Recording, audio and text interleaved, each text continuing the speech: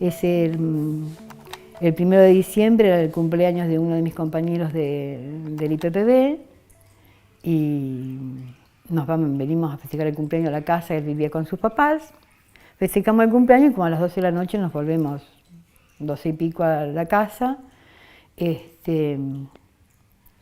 Y bueno, cuando llegamos a casa, pasamos a buscar a Sebastián que había quedado con mis papás, y cuando llegamos a la casa, el lugar donde vivíamos era una chacra de unos tíos de Oscar, que como nosotros nos habían, acá en el Bañado en Patagones, como nosotros habíamos empezado a hacer una casa y ellos se le había terminado la casa que se estaban haciendo en Viedma, nos ofrecen parte de la casa para que vivamos allí, ahorremos el alquiler y de paso le cuidábamos el lugar, ¿no? La calle por donde ingresábamos a la casa, bueno, en la calle Colón, a la altura de lo que hoy es la calle Patagonia, había un puentecito de madera, porque ahí corría un canal, había un canal de desagüe natural del pueblo, y así que bajábamos por el costado del puentecito y se usaba el canal como calle, hasta la casa. Ya el barrio estaba dividido en calles, estaba el canal ese que está entubado y es la calle Patagonia, y la otra esquina era Botazzi, o sea que estábamos entre los dos clubes, el Jorge Newbery, que ya estaba, y el que hoy es el Polideportivo, si no me equivoco, o el Deportivo Patagones, no Polideportivo. Bueno, y llegamos a casa, y el perrito que tenía Oscar frena alumbrando la tranquera para poder abrirla, y el perrito que teníamos ladraba y miraba para la esquina, y a mí me pareció ver gente en la esquina. Entonces Oscar dice, no, debe ser gente que viene a lo de fulano, qué sé yo. Bueno, y en un momento determinado la gente se empezó a acercarse al auto, y él reconoció a Goncalves, que además de trabajar en la Policía Federal era mozo en el Hotel Comahue, y dice, deben ser los muchachos que están buscando algo. La cuestión que cuando llegaron ahí, nos sacaron del auto, Guadalupe, que la tenía UPA, quedó arriba del asiento, Sebastián creo que estaba dormido atrás en ese momento, y bueno, a mí me sacó este hombre que había venido, que estaba en comisión en la Federal, que no me puedo acordar el nombre ahora, que me dice, ¿cómo se llama? Que yo le doy un nombre y me dice, bueno, que quizás sea un error, no sé qué, pero cuando me meten al coche me ponen una capucha, me martillan un arma en la cabeza, otro en el mentón. Y bueno, ahí entramos a dar vueltas por Patagones y Viedma, primero nos llevan a la Federal, a Viedma, después ahí Forchetti me saca un reloj, nos dice no sé qué cosa, después salen de ahí, nos dan vuelta, nos hacen unos simulacros de fusilamiento y comenzamos el camino hacia Bahía Blanca en la madrugada, ¿no? ¿Qué había pasado con los chicos? Los chicos quedaron en el auto, que era la gran preocupación, que quedaban en el auto porque cuando llovía el canal ese se llenaba de agua y tenía 1 metro y algo de agua. Después, con el tiempo me entero de que Oscar tenía que salir para, creo que ir a buscar un compañero para llevarlo a la casa, y entonces vinieron a casa y se encontraron con el auto en marcha, con las luces encendidas y los chicos adentro, llorando, ¿no? Entonces nos buscaron y llevaron a los chicos a la casa de mis papás, y con mi papá fueron a hacer las denuncias. Por supuesto le dijeron que se quedaran tranquilos, que había un operativo en el puente, que no iba a pasar nada, y mi papá fue a Viedma, le avisó a todos los amigos, volvió, que yo no pasó nada. Bueno, la cuestión que tirados en el piso de una camioneta, con las mantas arriba y con los pies de otros, llegamos a Bahía Blanca, a un lugar medio en el campo. Cuando me sacan de ahí, abro los ojos, me dan una bofetada porque tenía que tenerlos cerrados, me tabican y bueno, llegamos a la escuelita. A partir de ese momento mejor dicho, desde el momento que nos bajan del auto nunca más volví, no, por ese tiempo no volví a verlo a Oscar. Solamente lo escuché un día que uno de los guardias le propinaba una semejante paliza. Y bueno, pasamos por la tortura los dos. Después un día me tiran primero en un colchón en una habitación y no entendía nada, porque uno realmente piensa, no sabe si es real lo que le está pasando o un mal sueño. Yo estuve desde el 2 a la madrugada, el 1 a la noche, hasta el 23 de diciembre. Siempre estuve en el mismo lugar. La escuelita no era un nombre casual, como los nombres que le ponían a los centros clandestinos. La escuelita era un lugar donde vos aprendías a hacer nada. No existías. El lugar, vos eras un número o una cosa que existía para que ellos pudieran hacer lo que iban a hacer. Torturarte, matarte si era el caso, hacer lo que tenían que hacer. No era un lugar donde la existencia tenía que ver con la vida. Y donde tampoco eras dueño, según ellos, de tu muerte. Había momentos dentro de ahí donde decir, en realidad, más allá de esto, había momentos donde algunos que eran más duchos por ahí veían por abajo de la venda que no estaba el guardia, se alejaba y se podía cuchichear, ¿no? Y te enterabas quién estaba, de dónde estaba, cómo venía, qué sé yo. Así un día, por ejemplo, escucho a alguien delirar y era Bachi, que por ejemplo que llamaba a Cristina.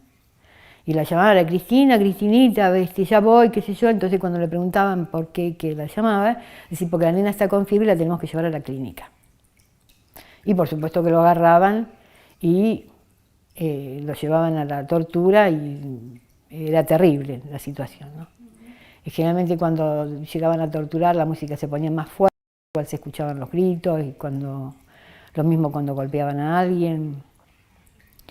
Y después otro día escuchamos que estaba Tono, porque dijo que él tenía un problema, no sé qué le preguntaron, y él dijo que no, que estaba así, suponete un hombro más alto, porque tenía un problema en una clavícula él. Así que escucharle la voz y que diga eso. Después ya sobre el final de los días que estaba ahí, un día trajeron un montón de pibitos, pero muchos pibitos que estaban amontonados, y que realmente había uno que estaba totalmente, digamos, inconsciente del lugar en donde estaba, y le decían que tenía que estar boca abajo, acostado en el piso, con las manos atadas en la espalda, y se levantaba, y por supuesto que no venían a decirle de buenos modos que tenía que estar. Lo morían a palos cada vez que lo hacía, ¿viste? Y yo decía, por favor, que no se levante más. Bueno, en un momento me descompuse. Entonces pedí de ir al baño, me levantaron y me llevaron en andas, cruzándolos por arriba de los cuerpos, digamos, porque había muchísima gente ahí en ese momento. Y bueno, cuando preguntaba por mis hijos, en realidad están bien, me decían. Hasta que un día apareció Laucha a decirme que habían aparecido los compañeros de la orga y lo habían llevado con mis viejos, así más o menos, ¿no? Se imaginan que por más que me lo dijeran, uno no, ¿viste? Yo seguía pensando qué había pasado con los nenes. Y hoy me causa gracia, pero yo siempre le decía, había uno que no sé qué tenía en el pie o cómo se ponía los zapatos, que los zapatos hacían ruido, que parecía que tenía un zapato ortopédico, ¿viste? Y bueno, y que un día voy a devolver el pan y me dice, el pan se guarda para cuando tiene hambre, para compartirlo. ¿Cómo? El pan se guarda para cuando tiene hambre o para compartirlo.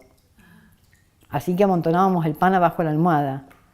Y por ahí a las mujeres una vez nos trajeron, las 2 o 3 que estaban ahí, nos trajeron unas mandarinas, creo una naranja. Entonces hasta las cáscaras y los carozos guardamos, ¿viste? Porque pasábamos el gajito o el carocito o el cachito de naranja.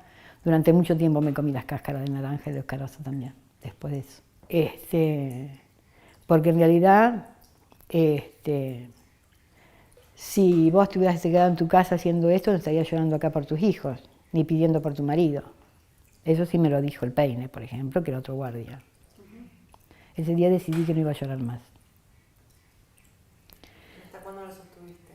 ¿Hasta cuándo lo sostuviste? Y creo que lo sostuve mucho tiempo. Y bueno, la cuestión que una noche, antes de lo mío, antes de que me dijeran que me iba a ir a casa, se fue la chica que estaba, una de las chicas que estaba ahí, y al día siguiente me fui yo. En la mañana, bueno, me hicieron levantar, que me bañara, y me dieron, creo que ahí fue que me dieron, me tabicaron por supuesto, y que me dieron, tenía mi pantalón, que lo seguía teniendo, que en algún momento había tenido que lavarlo, que era de piel de durazno celeste, Oxford, y creo que cuando me secuestraron estaba toda vestida de celeste, porque el pantalón era celeste y creo que tenía una camisa, esas que se abrochaban abajo, que era camibacha, chombacha, no sé cómo se llamaba, también celeste.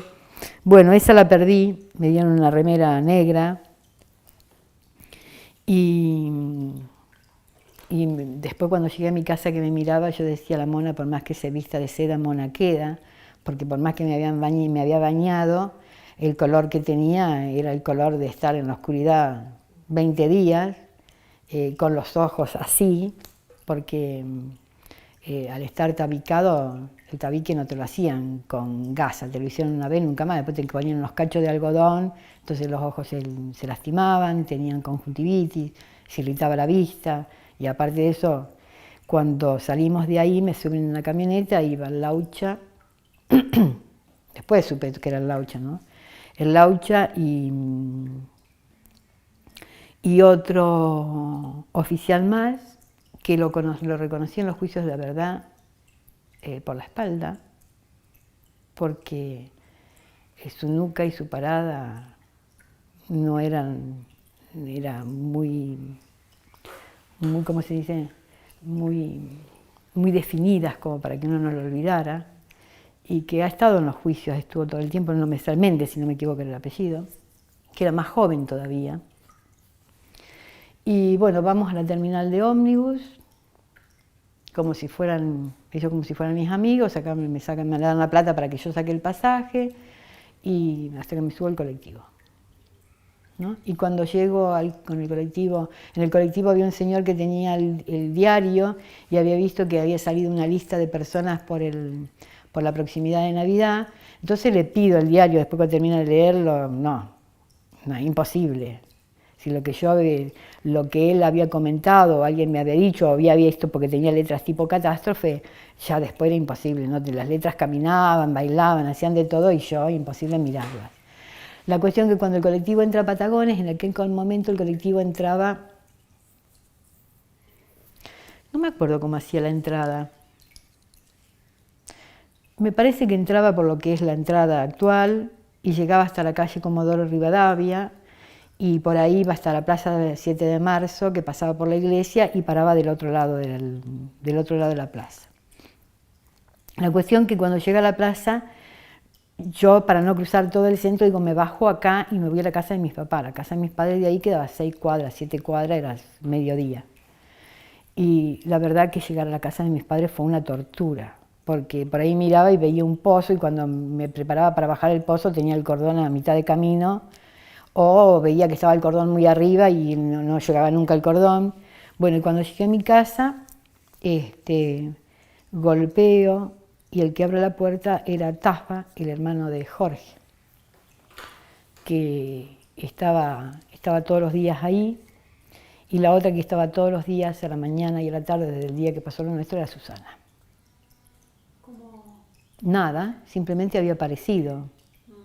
Una de las cosas que me habían dicho los muchachos cuando íbamos cruzando Parque de Mayo, que me sacaron el tabique y que me vio el sol de frente en la cara y que era muy doloroso tener el frente en la cara, era que vaya pensando qué cuento le hacía a mis viejos, porque no me tenía que olvidar que estaba mi marido con ellos, que lo tenía mi marido, que me podían ir a buscar cuando quisieran, que tenía 2 hijos. Y lo gracioso con el tiempo, después nos vamos enterando de cómo se armaban las redes. Entonces, por ejemplo, los consultorios donde bueno, a mis hijos los atendía Ortiz Gallo. El auxilio con Ortiz Gallo, yo cada vez que iba al hospital a hacer un control, antes de tener a los chicos, veía un enfermero grande, para mí era un enfermero grande, que andaba con un guardapolvo que le caía una manga, le salía porque lo llevaba torcido, con una pinta de estar pensando en cualquier cosa, que para mí era un enfermero. El día que me dijeron, bueno, ¿tenés pediatra? No, bueno, andá a verlo a Ortiz, que es muy bueno, lo voy a ver y me encuentro con él, ¿viste? Que es realmente una bellísima persona y un excelente médico. La cuestión es que ellos después salen del hospital y empiezan a atender en unos consultorios que tenían en una casa que está pegado a la farmacia Guidi. Y ahí entra a trabajar de secretaria una sobrina de Mirta Díaz. Entonces, no me acuerdo cómo era la cosa, que cuando una se enteraba de alguna cosa, iban y avisaban o pedían un turno para algo. Entonces ya sabían, ¿viste? Así que cuando se enteran que nosotros aparecimos, van a pedir un turno y se avisan entre todos que ya estaba, que había aparecido, una cosa así, ¿viste? Con el tiempo uno va perdiendo estas cosas, estos detalles.